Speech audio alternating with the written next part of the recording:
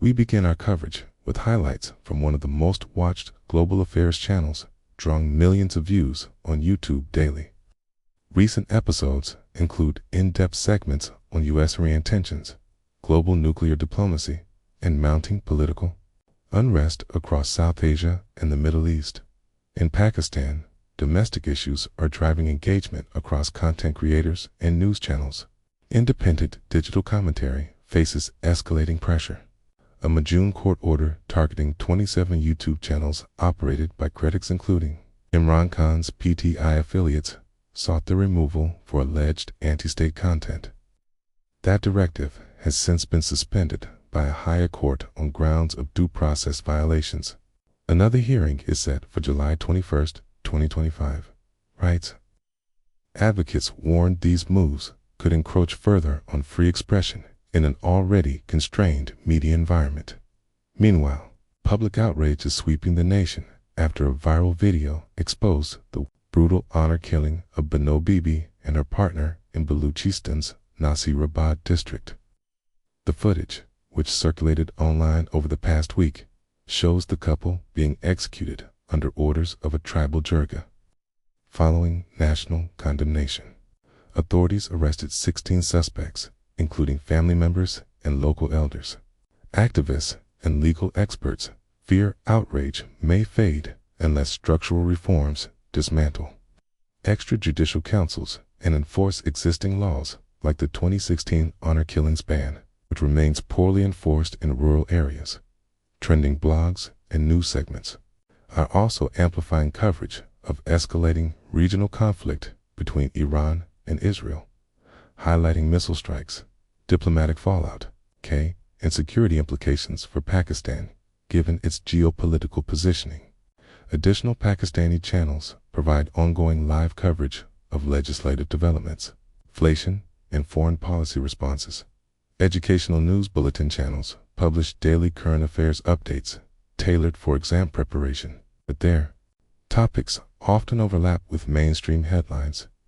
Pakistan's censorship battles, court controversies, defamation laws, and social movements. Feature pieces dissect complex legislation such as the Punjab Defamation Act, 2024, which imposes heavy fines and creates special tribunals for alleged defamation, raising fears about press freedom and politicized clampdowns on dissenting voices in Pakistan's media landscape. Globally recognized YouTube shows now attract large audiences from Pakistan, discussing topics ranging from political accountability to media ethics and cross-border diplomacy. Taken together, current affairs, ecosystem-spanning video reports, editorials, occasional bulletins paints a picture of a country grappling with censorship, tribal justice controversies, rising political polarization, and global conflict spillover. Since early May 2025, Pakistan has come under international spotlight, not just over regional diplomacy, but through raw videos, legal orders, and citizen uproar. Peaceful suburbia and provincial hinterlands have given way to virality. Legal drama, protest marches, and constitutional questions etched across digital channels. On July 14th, a major broadcast led with global developments, escalating tensions between the United States and Iran over nuclear installations, shifting alliances in the Gulf, and emerging evidence of clandestine arms negotiations.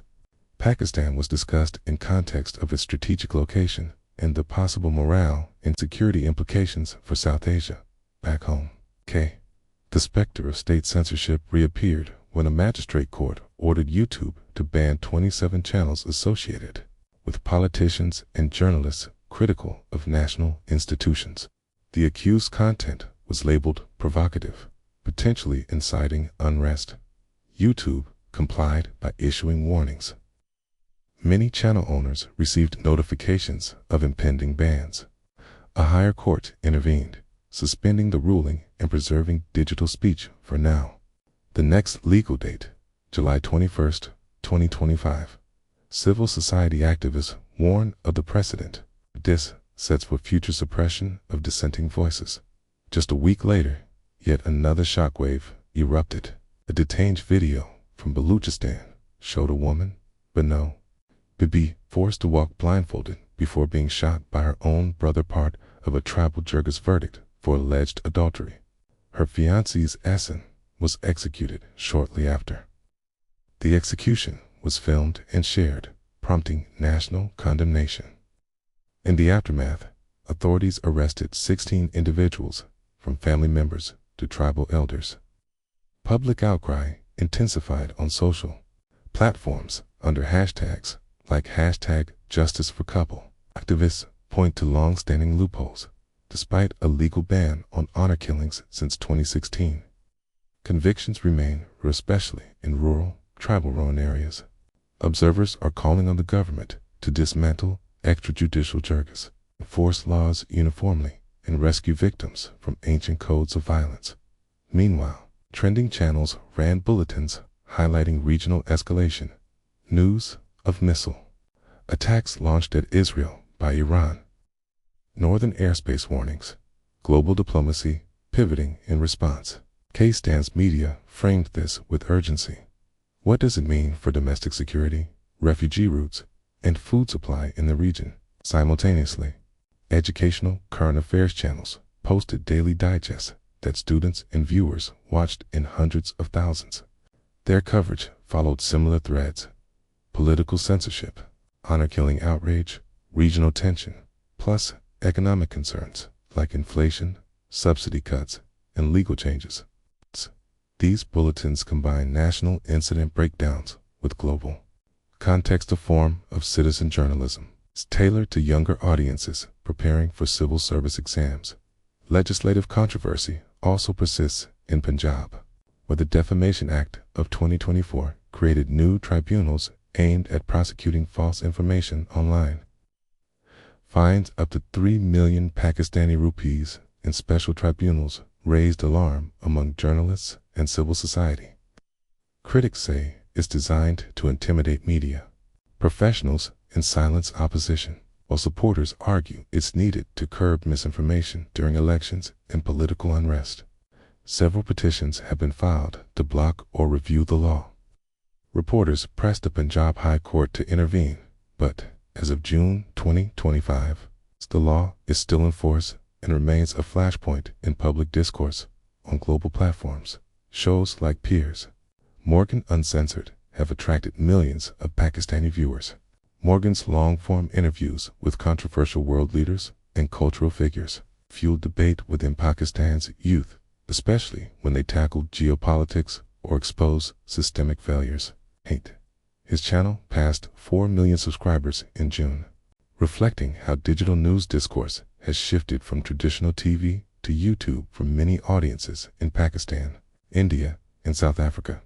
What emerges from this convergence of coverage is a mosaic of challenges: weak institutions, competing justice systems, digital censorship, economic uncertainty, and global power plays. Meanwhile, citizens increasingly rely on online platforms for news, activism, and social dialogue. Tonight's summary: from viral tragedy to courtroom drama, from regional conflict to censorship, alarms Pakistan is awash in turbulence. Critical question: can civic space, legal accountability, and digital rights survive in this uncertain environment? And what happens when video footage becomes the only trigger for action?